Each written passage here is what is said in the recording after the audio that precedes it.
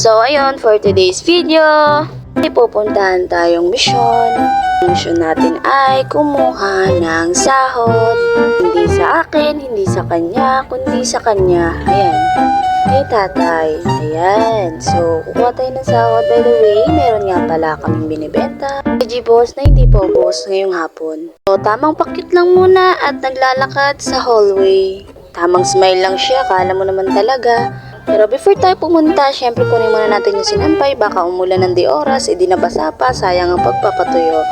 So, kunin muna natin ang mga sinampay para matuyo siya sa dark shed. Dark shed. Kaya nilagay natin siya dito sa hindi mababasa ng ulan. Kapag once na umulan at wala kami dito, hindi namin siya makukuha. Kawawa naman yung naglaban nito. So, ayan, tapos na. Naisampay na natin. Ba't ang bagal naman kasi niya? Tara na. For yan, dadaan muna tayo sa tulay. Ayan, daanan muna natin yung tulay dito na bagong gawa.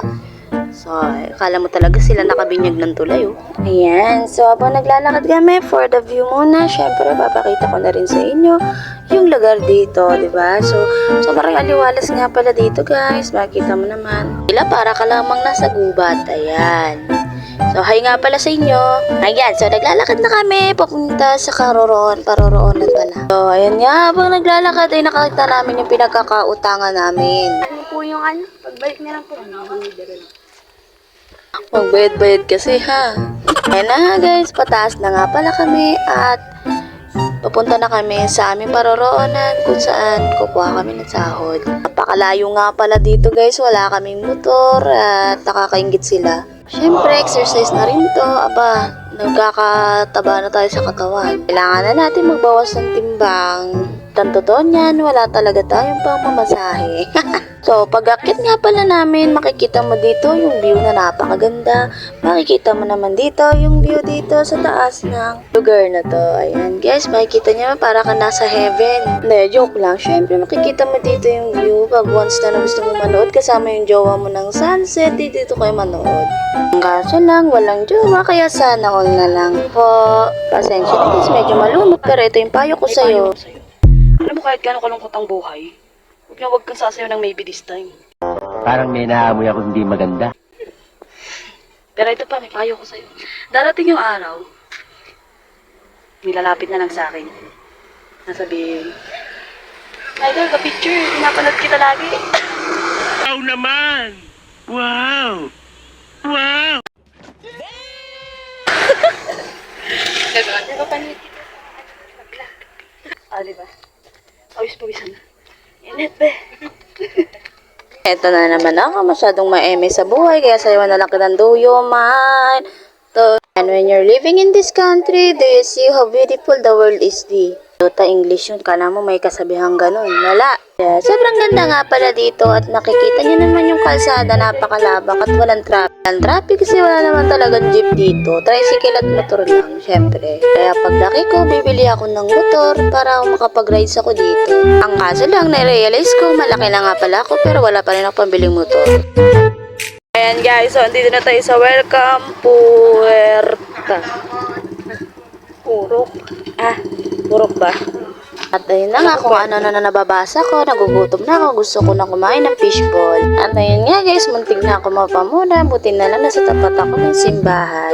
Since 1976 pa pala yung simbahan na yan, kaya naman naglalakad ulit kami. Sa kahabaan nitong kalsadang binabaybay namin papunta sa aming patutunguhan. At andito na nga kami. Dito kasi sa lugar namin, dito lang yung pwedeng mag-cash out. So yung credit card nila dito, kaya naman ito lang yung nakaka-accept. Sabi ni kuya, wag daw siyang isama, pero kuya, nasama na kita, huli mo na nasabi. Wow, di sayang ang paglakad. May kita ko na papa. Happy? Happy? Punta na sa amin. At ayun nga, nauho nga pala ako, kaya bumili ako ng Coke. Kaya Coke mismo, baka naman. Kaya naman tuloy ang lakad. Sobrang layo nga ng mga daan dito. Malapit na tayong abutan ng liwanag. Dahil palubog na yung araw. Sa di nasa pagkakataon, nakapulot tayo ng iPhone 1 terabyte. Pero it's a prank lang pala kasi backless yung cellphone. Kaya naman binigay ko sa kasama ko. Sabi ko, ibenta natin to. Pwede ba yan? Tago mo. Nangyari po pa. Baka may naghahanap po nito. Pakiklaim na lang. Na tayo, Bi. Nasa kugubat na tayo, Bi, oh. Kagubatan na po kami. At yung akala ko nga nasa kagubatan na kami at naliligaw. Buti na lang may mga nakita kaming bahay at mga tao at tindahan. Buti na nga lang may nakita na kaming tricycle pero syempre lakad pa din. Sobrang mahal nga pala kasi na pamasahe dito, mas mahal pa sa ulam. At ito nga pala guys, sa kahabaan ng nilakad namin, napunta na rin namin ang bilihan ng ulam. At sa sobrang crave nga namin, kahit 7 bundok pa yung tawirin namin, makabili lang ng manok ay bibili kami. Kaya nga pala guys, yung mga manok na paninda nila. Siyempre bumili kami ng inihaw at saka fried chicken. Para naman malasahan namin yung ibang lansa na si puro isdang lansa na lamang yung natitikman namin. Isa po. Ha? At ayan na nga guys, nakabili tayo ng fried chicken at saka inihaw na manok. Itong kasama ko nga guys, go na go pa siyang maglakad kahit nananakit na yung paa ko.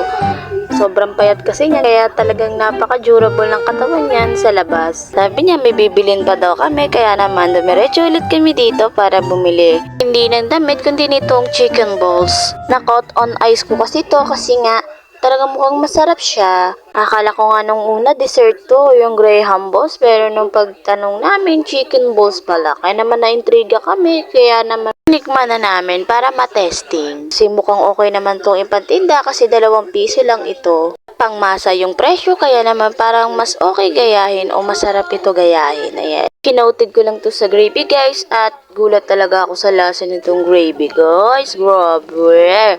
Gravy! Sobrang sarap! Yummy! Mag-isa pa ulit pa talaga ako dyan. At kaya naman, pagtapos namin mag-food trip ng chicken balls, dumiretso kami dito sa palengke para naman bumili nitong onion leaves.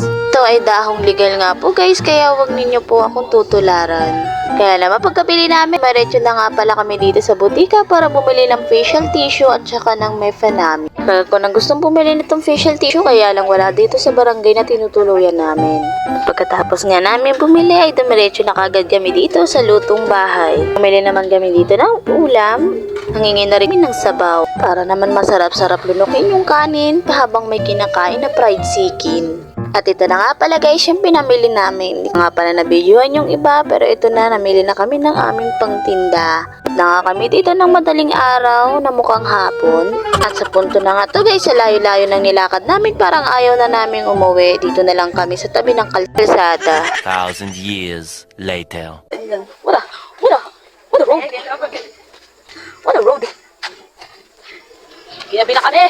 Sinasabi ko na nga ba, kaya nga pala sabi ko ayun ang umuwi kasi ito na yung dadaanan namin. Sobrang dilim at talaga namang nakakatakot at wala ka nang makita. At thank you sa panonood ng Walang Kwentang Vlog. Kaya kung gusto mo malaman yung update, message ka lang.